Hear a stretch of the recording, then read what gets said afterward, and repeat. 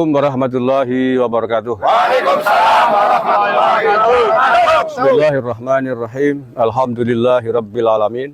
Allahumma sholli ala sayyidina Muhammadin wa ala alihi washabihi ajmain. Amma ba'du. Saudara-saudaraku yang saya cintai, saya banggakan, kami dari pengurus Perjuangan Wali Songo Indonesia Laskar Sabilillah Kabupaten Banyumas, Jawa Tengah. Hari ini hari Jumat tanggal 22 November tahun 2024. Kami ingin menyampaikan pernyataan sikap terkait dengan akan adanya Muktamar Jatman versi Pak Lutfi bin Yahya di Pekalongan, yang informasi yang sudah beredar akan berlangsung tanggal 8 Desember atau awal bulan depan.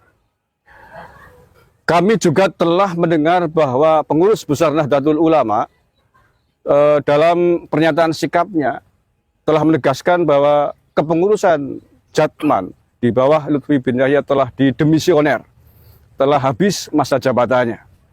Oleh karena itulah, Muktamar Jatman awal Desember besok yang diselenggarakan oleh kelompoknya Lutfi bin Yahya Pekalongan, kami nilai adalah muktamar ilegal. Muktamar tandingan ilegal yang bukan diselenggarakan oleh Badan Otonom Nahdlatul Ulama. Kepada seluruh mursyid thariqah di seluruh Indonesia yang tergabung dalam pengurusan Jatman, baik di tingkat kabupaten maupun provinsi, karena Jatman adalah badan otonom di bawah Nahdlatul Ulama, maka seyogyanya, seharusnya mengikuti seruan, instruksi, dan ADART yang ada di Nahdlatul Ulama. Karena Muktamar Jatman di Pekalongan di bawah komando Lutfi bin Yahya adalah ilegal, muktamar yang bukan dilaksanakan atau bukan restu izin dari PBNU, maka tidak perlu untuk diikuti. Para pengurus Jatman di seluruh Indonesia, baik di provinsi maupun kabupaten, tidak perlu untuk mengikuti atau menghadiri muktamar ilegal tersebut. Yang kedua, kami juga meminta kepada aparat kepolisian yang punya otoritas untuk memberikan izin atau tidak atas sebuah acara, mohon kiranya mempertimbangkan akan izin atas muktamar ilegal tersebut. Karena itu adalah muktamar ilegal, maka sebaiknya atau seharusnya tidak perlu diberikan izin. Begitu juga aparat pemerintah, bahkan informasi yang mau mengundang Presiden Prabowo Subianto. Maka dengan ini kami sampaikan kepada Pak Prabowo dan seluruh jajaran kementerian yang mungkin akan diundang pada muktamar itu, harap diketahui, perlu diketahui bahwa itu adalah muktamar ilegal. Untuk lebih jelasnya, saya kira pengurus besar Nahdlatul Ulama akan menjelaskan semua itu, atau perlu atau seharusnya silakan ditanyakan kepada pengurus besar Nahdlatul Ulama seandainya informasi yang kami terima tidak benar. Tetapi bahwa secara resmi PBNU telah memberikan pengumuman bahwa kepengurusan Idaroh Aliyah Jatman di bawah pimpinan Lutfi bin Yahya memang sudah didemisioner.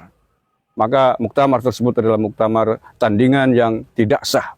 Maka perlu kami ingatkan juga bahwa penyelenggaraan itu tentu berdampak atau beresiko hukum.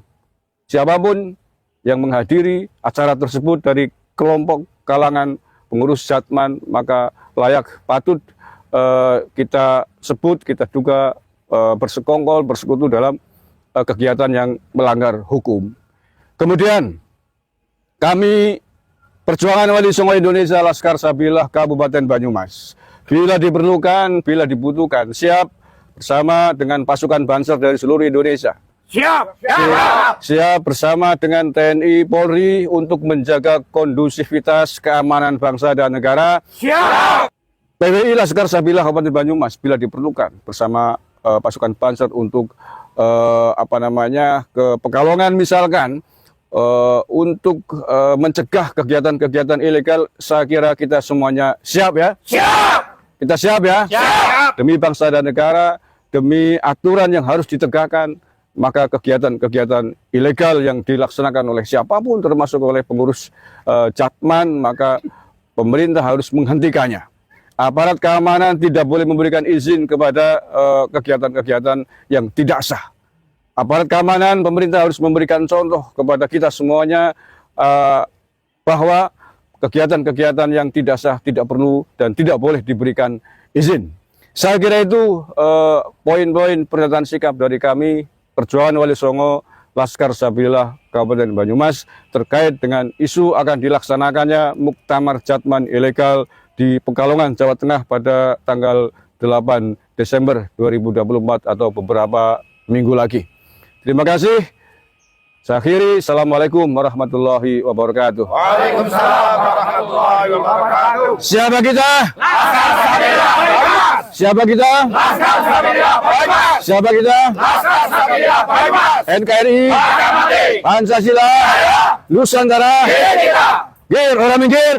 Kalau hari ini orang-orang yang masih bela Ba'alwi, dulu pun sama. Siapa itu Miftahul Ahyar, itu kakeknya. Ada gerakan daripada habaib adalah menikahkan anak mereka dengan kiai-kiai. Maka itulah kenapa sekarang hampir kehancuran PBNU pada saat Rois Amnya memang sudah direncanakan dari awal, tapi terjegal oleh Kiai Salmah pun, terjegal oleh Kiai Ma'ruf Amin 2 periode. Itu sebetulnya sudah di planning dari awal, sahabat. Orang nasabnya sudah jelas kok dinafikan. Ini bisa ditodok kodaf orang ini, menuduh orang berzina.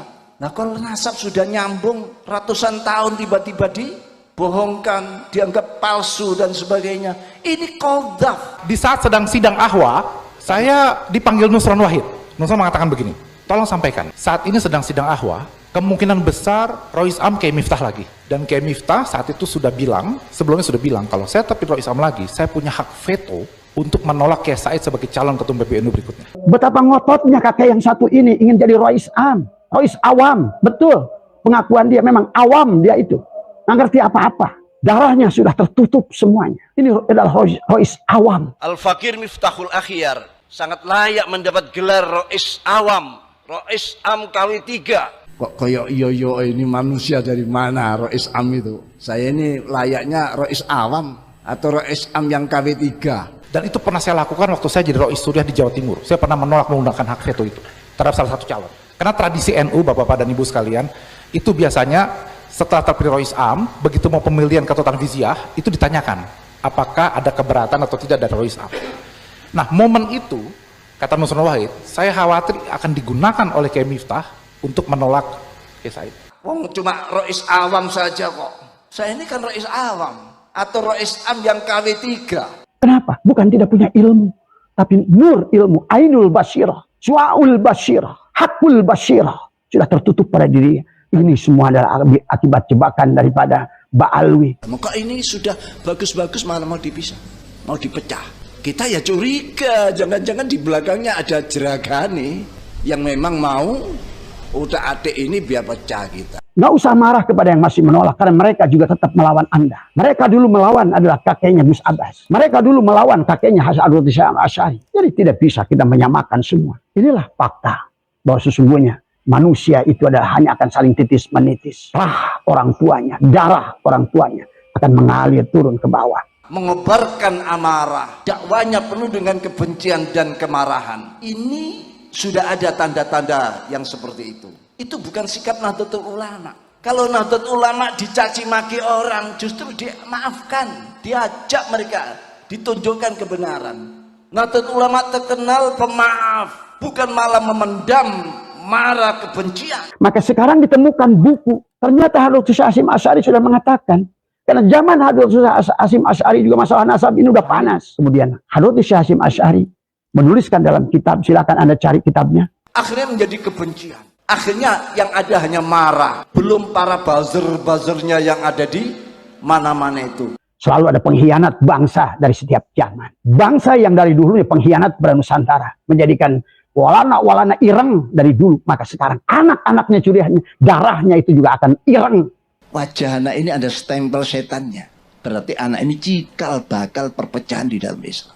Dan anak ini sudah terkenal menjadi kelompok-kelompok khawarij. Tanda-tanda itu ada.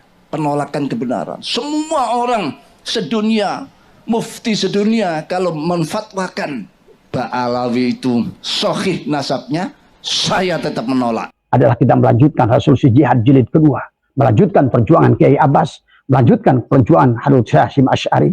Kalau dulu melawan Belanda, jelas musuhnya. Hari ini musuhnya ada dalam selimut. Hari ini musuhnya menganggap dirimu adalah sebagai muridnya. Hari ini Musuhnya adalah yang mengaku Dzurriyyat Rasul, tapi kepalsuannya sekarang nampak. Padahal di saat-saat itu justru persahabatan sangat baik, bahkan saling menjadi guru dan murid. Tapi sekarang malah dipecah belah, dimusuhi, dibuat kegaduhan-kegaduhan. Jangan lupa ada Zionis yang selalu ingin menghancurkan kita, karena mereka dengan menguasai Jatman, bahkan sekarang sudah masuk ke dalam menguasai Nahdlatul Ulama, PBNU. Ada 9 orang yang duduk di PBNU. Mereka akan leluasa setelah menguasai Nahdlatul Ulama, setelah mereka mengawin-ngawinkan anaknya dengan ulama-ulama Nahdlatul Ulama. Karena itulah cara Yahudi, taburkan sejarahnya, barulah Anda bisa menguasai negara itu semua, ya sahabat. Padahal Sam'iyat dan Akliyat itu dalil kita, dalilnya wong NO. Itu dalil kita. Ini ditolak. Kebenaran mana ini sudah dihapus. Kalau ada sebuah bukti yang otentik, kitab-kitab yang asli, itu dibohongkan, dianggap palsu. Kalau dulu adalah Habib Utsman bin Yahya, sekarang adalah LBY. Tokoh yang kelihatan lembut tapi bahaya buat agama dan bahaya buat negara. Beliau sudah memasukkan Jatman ke Menkumham tanpa sepengetahuan NU. Itu rampok. Dan kemudian ustadz-ustadznya yang nanti didorong jarah ke makam itu untuk menyuruh orang-orangnya adalah berderma di sana. Bagaimana cara menghabiskan para habaib? Tuding si A NO ne ben benci karo si A, ben benci karo habaib. Habaib diobok-obok ben benci karo NO ne. Hati-hati kula ngomong. Jangan mudah terpengaruh oleh hawa. Makanya kenapa banyak sekarang mukibin yang berontak tidak mau Habibnya adalah disingkirkan, karena mereka juga mendapatkan manfaat semua. Banyak ustadz-ustadz, kiai-kiai yang mukibin kepada mereka, menerima manfaat daripada Habib-Habib ini. Keberadaan Habib ini, karena mereka menjadi Habib ireng. Waktu saya ketemu dengan teman saya itu, hampir tiap tahun teman saya itu mengekstor hasil infak makam itu ke Abah Lutfi bin Yahya Pekalongan. Itu hampir tiap tahun. Dan itu kata teman saya, itu minimal 5 karung hasil infak itu. Nah, bilalah karena teman saya sudah meninggal tahun 2021, itu bulan April, berarti 3 bulan berikutnya sekitar April, Mei, Juli lah beliau meninggal. Wis Habib itu pecah belah antara Habib sing sunah karo Syiah, mengko sing sunah dibenturake karo NO ne ben benci karo Syiah, ben benci karo habaib. Habaib diobok-obok ben benci karo NO ne. Nikilah hada zaman. Maka kata Abah, jangan melihat badan Gus Abbas, tapi lihatlah yang di sebaliknya Gus Abbas. Ada titisan jiwa Kiai Abbas yang selalu adalah membakar, yang luar biasa. Leono Habib orang bisa menghormati kiai. Sampean seorang pribumi wajib mengajarkan adab kepada mereka. Hidup di Indonesia, hormati kiai. Hidup di Indonesia, hormati adab budaya Indonesia. Orang bisa menghormati kiai, orang bisa menghormati Indonesia, keluar dari Indonesia. Maka Kiai Imaduddin tidak akan bisa berdiri tanpa adanya Gus Abbas. Ingat, jangan pecahkan dua tokoh ini, karena dua tokoh ini adalah merupakan dohir dan batin. Terjadi di bawah, di mana satu suku pendatang tamu merasa lebih tinggi dari tuan rumah. Dan ini PWI dengan dasar Nahdlatul Ulama tidak dapat membiarkan itu terjadi di tanah warisan. Tidak bisa tanah warisan kakek kita ini kemudian ada orang yang merasa lebih mulia dari pewarisnya.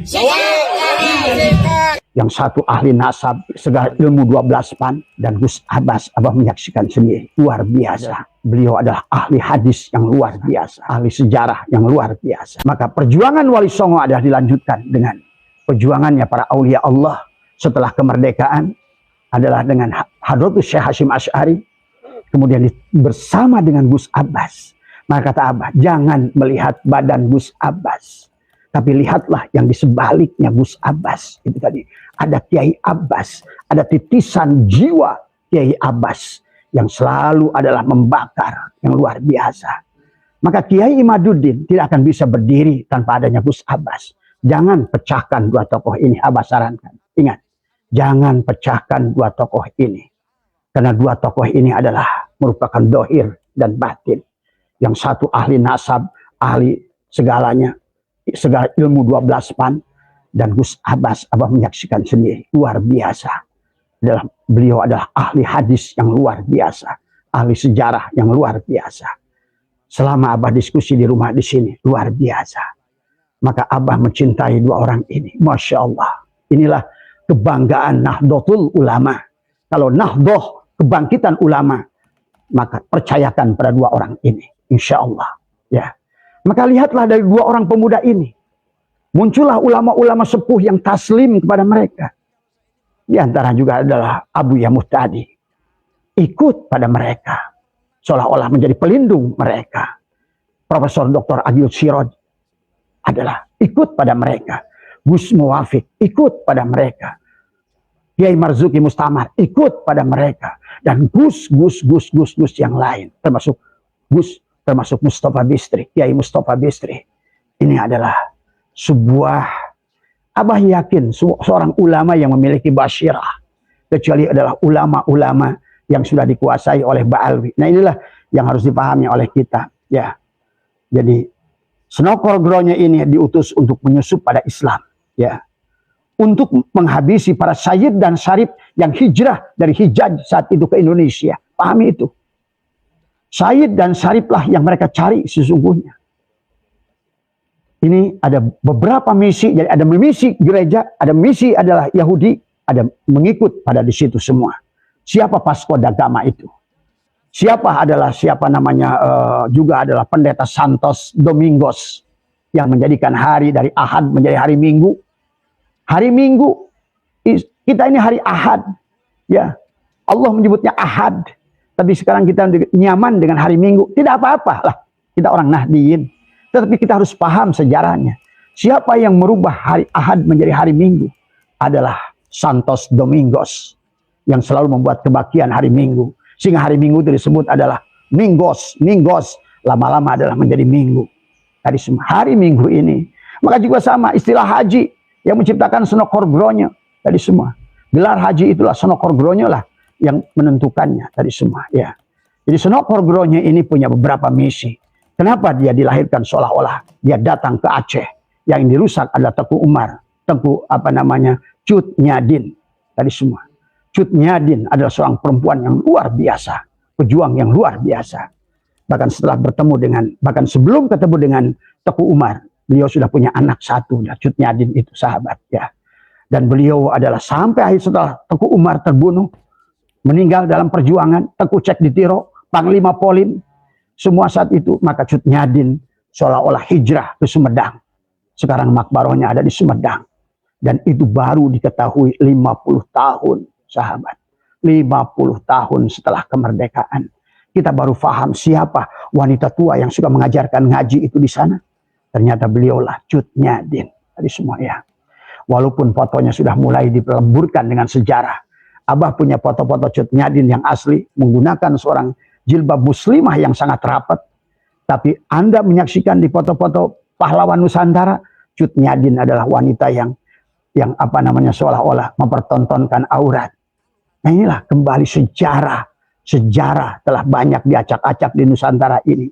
Kenapa pemimpin bangsa ini nggak peduli? Karena yang di otaknya hanyalah duit, yang di otaknya hanyalah jabatan. Kalaupun sekali-kali menggunakan agama tetap untuk jabatan. Kalaupun sekali-kali masuk pada NU juga sama untuk cari duit dan jabatan. Maka serahkan kepada orang seperti Gus Abbas. Dia tidak akan tertarik dengan uang. Maka sekarang PWI ini sahabat luar biasa. PWI sekarang sudah diundang ke istana oleh Pak Prabowo, Gus Abbas. Bahkan ada sekian kementerian sudah siap membantu. Karena jelas PWI ini adalah berjuang atas nama bangsa.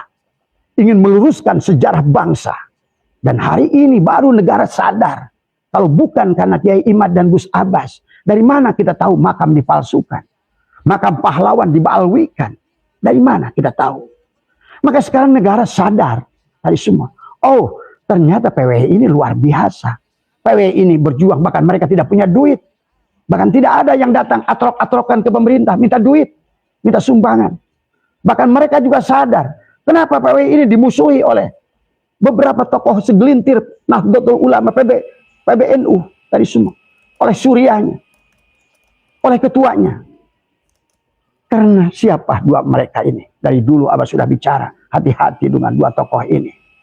Tadi semua. Bahkan Gus Yahya itu adalah udah berkali-kali datang ke Israel. Maka jangan aneh belakangan ini dia juga ngutus orang ke Israel. Kita tidak menuduh Gus Yahya, sahabat. Saya percaya dengan keilmuan beliau. Saya percaya dengan keyakinan beliau. Tapi terkadang orang-orang itu pada saat ada kesempatan lain. Inilah yang khawatirnya kita dengan manusia dari semua sahabat. Saya tertarik dengan pidatonya Gus Abbas waktu ada kemarin ulang tahun PWI. Ya. Kata beliau, hati-hati. Karena saya sudah sampaikan kepada Gus Abbas, hati-hati. Kata Abah, panjenengan sekarang menjadi target. Maka hati-hati, uang akan datang ke panjenengan. Karena uang sekarang sedang berseliweran dalam jumlah yang banyak. Ingin melemahkan perjuangan Wali Songo. Maka saya setuju dengan Gus Abbas. Siapa-siapa yang duduk di PWI tujuannya uang. Lebih baik diam. Ya. Kalau memang tujuannya adalah uang, berarti sudah salah tujuan. Karena Kiai Abbas sama dengan Gus Abbas. Yang dilawannya adalah sama. Kalau dulu adalah Habib Usman bin Yahya, sekarang adalah LBY. Sama saja. Tokoh yang kelihatan lembut tapi bahaya buat agama dan bahaya buat negara. Bayangkan kurang ajarnya. Sekarang dengar-dengar mau mendeklarasikan. Beliau membuat muktamar. Kenapa? Karena dia sudah merasa memiliki jatman. Tanpa sepengetahuan lembaga induknya, Nahdlatul Ulama, PBNU. Beliau sudah memasukkan jatman ke Menhumkam tanpa sepengetahuan NU. Itu rampok itu. Itu perampokan. Anda percaya seseorang seperti itu dzurriyyat Rasul? Anda percaya orang yang tidak beradab seperti itu adalah seorang dzurriyyat Rasul? Anda percaya orang seperti itu dianggap wali? Saksi mata ini. Maaf saya walaupun saya adalah dirugikan berkali-kali dengan beliau. Berapa kali paman saya, guru saya adalah Amma Mudrika Hanafi, pimpinan Pondok Pesantren Sikoyatul Rahmah orang tua saya. 2 kali datang menunggu 6 jam untuk sebuah pertemuan dengan Lutfi bin Yahya. Yang menurut saya adalah tidak 10 kukunya ilmunya dengan Amma Mudrika Hanafi. Tapi betapa sombongnya, songongnya. Walaupun sudah nunggu 6 jam. Dan dia sudah sepakat. Sudah ada down payment lagi. Dan dia tidak datang tanpa ada alasan. 2 kali undangan. Saya sebagai anaknya, muridnya. Juga sama waktu menikahkan anak saya, Muhammad Nur Fijar. Saya juga mengundang Lutfi bin Yahya. Dan sudah ada kesepakatan. Di hari H, di mana orang sudah berjubel. Dia pun tidak datang tanpa alasan. Seperti itukah adab seorang yang mengaku dirinya adalah dzurriyyat Rasul, yang mengaku seorang menyatakan dia adalah seorang wali? Anda pahami. Siapa yang mencetuskan beliau adalah sebagai mursyid dunia? Hati-hati. Mossad. Tadi semua. Ya. Siapa Mossad itu? Pahami oleh Anda. Siapa yang rapat dengan Mossad belum lama ini? Saya tidak mau bukakan ini sebelum nanti biar media mainstream yang mengungkapkannya. Tadi semua. Ada pertemuan dengan Zionis. Siapa yang hadir di situ? Tadi semua. Kemudian siapa yang membuat video call? Umar bin Hafiz. Tadi semua. Jadi hati-hati, Zionis ini menciptakan tokoh-tokoh yang membuat Islam tunduk. Diglorifikasi seolah-olah dia adalah wali, seolah-olah dia adalah pemimpin mursyid sedunia. Tapi yang mengangkat adalah mereka. Hanyalah merupakan bagian-bagian dari mereka. Hati-hati sekarang dengan muktamar, ya. Karena mereka akan berikan muktamar. Maka muktamar mereka atas menamakan jatman, kalau menurut saya adalah merupakan ilegal. Inilah makar dari semua. Maka saya setuju dengan apa yang dikatakan Khatib Am NU yang dari hasil rapat mereka, yang mereka mengatakan akan membawa kasus ini kepada hukum. Iya. Karena ini udah masalah perebutan negara dengan merebutkan sejarah. Jadi satu yang harus dibawa ke kasus hukum adalah pengakuan dzurriyyat untuk menipu masyarakat. Ini pun harus dibawa kasus hukum. Karena banyak masyarakat dibodohi, ditipu. Ya. Yang kedua adalah kasus berubah aturan-aturan ADART Jatman. Kemudian juga merubah lambang negara, pengakuan pahlawan negara, pengakuan kepada makam-makam, memalsukan makam, membuat makam-makam palsu. Dari semua hanya untuk mencari uang. Inilah hati-hati. Karena dulu ada seorang teroris yang menggunakan cari dana dengan lewat keropak masjid. Tapi yang satu ini adalah dengan lewat pembuatan makam. Dan kemudian ustadz-ustadznya yang nanti didorong jarah ke makam itu untuk menyuruh orang-orangnya adalah berderma di sana. Inilah makanya kenapa banyak sekarang mukibin yang berontak tidak mau Habibnya adalah disingkirkan, karena mereka juga mendapatkan manfaat dari semua. Banyak ustadz-ustadz, kiai-kiai yang mukibin kepada mereka, menerima manfaat daripada Habib-Habib ini, keberadaan Habib ini, karena mereka menjadi Habib ireng. Tapi Abah katakan semua, ada seorang datang kepada Abah, "Bah, kenapa hari ini saya ini nggak tahu, tiba-tiba darah saya mendidih ingin membela PWI. Siapa saya ini, Bah?" Sekarang datang ke Abah orang yang ingin dibacakan mereka itu siapa. Kata Abah, "Kamu berjuang saja, karena darahmu itu dulu bersama Gus Abbas, kakekmu dulu bersama Gus Abbas, ada lagi yang datang dari Jawa, kakekmu dulu bersama Hadratus Syekh Hasyim Asy'ari.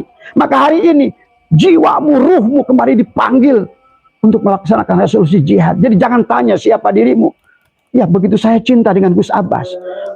Datang dari Banten, saya begitu cinta dengan Kiai Imaduddin. Ya, karena kamu dulu adalah merupakan orang-orang yang berada bersama ayah dan kakeknya, termasuk juga Imam Nawawi Al-Bantani, Syekh Nawawi Al-Bantani. Jangan salah, ya, karena garam itu turun ke bawah, maka mereka akan menitis pada tamu. Maka oleh karena itulah, kalau hari ini orang-orang yang masih bela Ba'alwi, dulu pun sama kakek moyang mereka itu, kalau ditanya siapa itu Miftahul Ahyar, itu kakeknya. Coba ditelusuri semua, karena mustahil ada seseorang ini. Hati-hati sekarang ini. Ada gerakan daripada habaib adalah menikahkan anak mereka dengan kiai-kiai, anak-anak kiai, supaya jadi besan. Maka itulah kenapa sekarang kata Abah adalah puncak hampir kehancuran PBNU pada saat Rois Amnya memang sudah direncanakan dari awal, tapi terjegal oleh Kiai Sa'al Mahfud, terjegal oleh Kiai Ma'ruf Amin 2 periode. Itu sebetulnya sudah di planning dari awal, sahabat. Betapa ngototnya kakek yang satu ini ingin jadi Rois Am, Rois Awam. Betul, pengakuan dia memang awam, dia itu nggak ngerti apa-apa. Darahnya sudah tertutup semuanya. Ini adalah Rois Awam. Kenapa? Bukan tidak punya ilmu, tapi nur ilmu, ainul basirah, su'aul basirah, hakul basirah sudah tertutup pada dirinya. Karena tadi ini semua adalah akibat jebakan daripada Ba'alwi yang menikahkan anaknya kepada anaknya. Inilah yang harus dipahami oleh kita sekarang. Ya, maka Abah menyarankan, nggak usah marah kepada yang masih menolak, karena mereka juga tetap melawan Anda. Mereka dulu melawan adalah kakeknya Gus Abbas. Mereka dulu melawan kakeknya Hadratus Syekh Asy'ari. Jadi tidak bisa kita menyamakan semua. Inilah fakta bahwa sesungguhnya manusia itu adalah hanya akan saling titis menitis dari semua, ya. Rah orang tuanya, darah orang tuanya akan mengalir turun ke bawah. Abah begitu pertama kali mendengar, tak usah dulu mendengar kitab Kiai Imad, nggak usah mendengar ceramah Gus Abbas yang luar biasa. Darah langsung otomatis mendidih dari semua. Cuma Abah ngerti siapa diri Abah yang sebenarnya. Tadi semua, ya. Buat teman-teman yang suka bertanya kepada Abah, siapa diri saya ini, Bah? Kok tiba-tiba saya nggak ngerti sebenarnya, tapi saya ingin berjuang untuk PWI, bahkan nyawa saya siap untuk PWI. Saya bilang tadi, kamu adalah tetesan ayahmu yang dulu kamu adalah berjuang. Tapi hari ini yang menolak juga sama adalah pendukung daripada mereka-mereka dulu tadi semua. Pahami oleh Anda, Senok Hordronyo membawa Habib Ba'alwi ke sini adalah untuk menipu, ingin seolah-olah mereka diakui sebagai syahid dan syarif. Coba logika Anda berpikir. Senok Hordronyo ada ke Indonesia untuk menangkap Habib dan Syarif, untuk melihat menangkap Duriat Rasulullah. Tadi semua. Tapi kenapa Senok Hordronyo membawa Habib? Kalau Habib ini Duriat Rasulullah sudah dibunuh oleh Senok Hordronyo dari dulu. Apalagi kalau kita lihat bagaimana sinergi antara Senok Hordronyo dengan Panderplas, dengan siapa? Dengan Habib Usman bin Yahya. Luar biasa. Ya. Luar biasa. Tadi semua. Geger Cilegon, geger Sukabumi, geger Cianjur, geger Tambun, geger Betawi. Semuanya ada kena atas instruksi Sayyid Usman bin Yahya, Habib Usman bin Yasa, yang dianggap sebagai syahid dan syarif. Masyarakat nggak ngerti mana syahid, mana syarif saat itu. Mereka tahu. Maka sekarang ditemukan buku bahwa ternyata Hadratus Syekh Hasyim Asy'ari sudah mengatakan Karena zaman Hadratus Hasyim Asy'ari juga masalah nasab ini udah panas. Tapi Syahid kemudian Hadratus Hasyim Asy'ari menuliskan dalam kitab, silakan Anda cari kitabnya atau tanyakan adalah kepada keluarganya Hasyim. Banyak sekarang, bahkan Gus Jajuli pernah memperlihatkan kitabnya. Sesungguhnya yang harus dipahami oleh Anda tentang mereka ini semua, ya. Ya. Abah masih panjang ini sahabat, tapi ini sekarang udah masuk waktu duhur. Tapi insya Allah waktu duhur bisa kita tahan sedikit, ya. Karena baginda Nabi boleh waktu duhur itu digeser.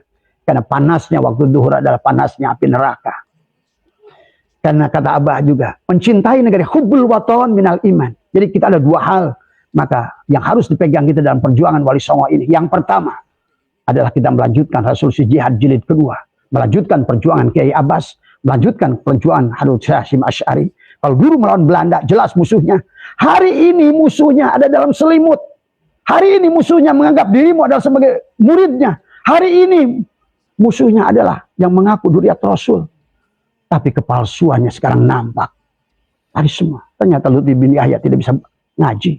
Semua juga kebanyakan tidak bisa ngaji. Tadi semua ya. Bahkan kemarin ada yang nakal. Membandingkan antara suara Sayyid dan Syarif. Kemudian Umar, Habib Ali Al-Jufri ngimamin. Baca Fatihahnya. Umar bin Hafiz ngimamin. Ali Jindan ngimamin. Tadi semua. Bahar bin Semit baca Fatihah. Tadi semua. Ya. Tapi lihat dengan Said Zulfikar. Satu suara. Akan menembus relung hati kita semua. Ya. Maka inilah sahabat. Maka sebagai penutup dari Abah adalah tentang masalah ini adalah jangan lupakan sejarah. Gerakan, jangan lupa ada Zionis yang selalu ingin menghancurkan kita. Karena mereka dengan menguasai Jatman, bahkan sekarang sudah masuk ke dalam menguasai Nahdlatul Ulama, PBNU. Ada 9 orang yang duduk di PBNU. Wah, kalau bukan karena gerakan ini, mereka akan leluasa. Setelah menguasai Nahdlatul Ulama, setelah mereka mengawin-ngawinkan anaknya dengan ulama-ulama Nahdlatul Ulama, tadi semua, maka karena itulah cara Yahudi. Hancurkan sejarahnya, taburkan sejarahnya. Barulah Anda bisa menguasai negara itu semua, ya sahabat. Mari sahabat PWI, bangkitlah, terus kompaklah. Insya Allah dalam gerakan setahun ini Abah melihat luar biasa. Tadi semua, terus bicara, tapi ungkapkanlah fakta, bukan kebencian. Tadi semua, kita tidak memboleh benci siapapun termasuk Ba'alwi. Karena bagaimanapun mereka tetap tidak akan lepas. La tatahruku zarratun illa biidnillah. Ya, jadi kita harus memiliki pandangan yang jauh secara basirah. Tadi semua tugas kita ada tugas utama. Maka kenapa Abah dalam channel Abah Satu ini membahas tauhid, ingin mengembalikan tauhid, ingin meluruskan tauhid, sebagaimana yang Bung Karno pernah berkata, adanya Ba'alwi ini akan merusak tauhid. Itu Bung Karno udah sadar tentang itu, menulis surat kepada seseorang yang waktu beliau di penjara di ND tadi semua. Tapi kemudian beliau ada pada saat membutuhkan sebuah perjuangan, karena itulah kembali manusia, ya. Pada saat sudah mulai gerakan, maka disebut ada Dewan Jenderal tadi semua. Dipitnahlah Dewan Jenderal seolah-olah mengkudeta tadi semua, ya. Tadi yang mana disitulah mereka mengambil alih. Jenderal Untung, Letnan Kolonel Untung, kemudian juga sama adalah mereka-mereka yang tadi semua adalah inilah yang memanfaatkan Bung Karno tadi semua, ya. Yang tadinya Bung Karno sudah ingin mengusir orang Yaman, tapi kemudian Bung Karno malah mendengarkan sebagian dari nasihat adalah Dipo Nusantara adalah Al-Aidid tadi semua, ya sahabat.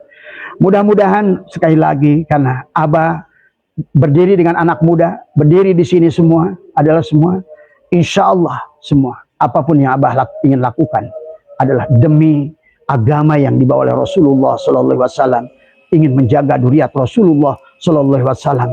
Yang keduanya adalah menjaga Nusantara ini daripada penjajahan berupa ideologi, penjajahan agama, sehingga manusia hilang martabatnya.